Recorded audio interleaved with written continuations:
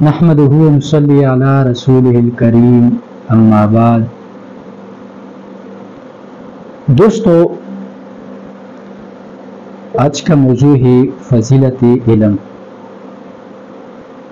ویسے قرآن مجید میں 26 انبیاء کا ذکر آیا ہے، مگر 7 انبیاء ذکر خصوصی طور پر علم کی نسبت سے ہوا۔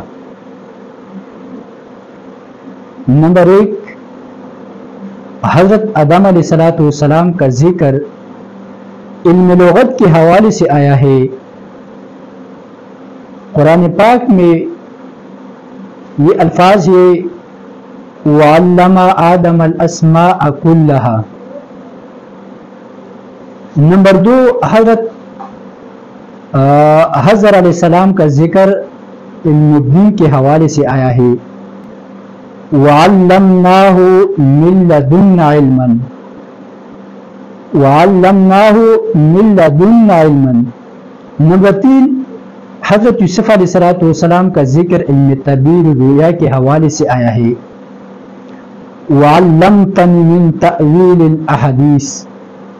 نمبر 4، حضرت داؤد علیہ السلام کا ذکر علم صنعت و عرفت کے حوالے سے آیا ہے۔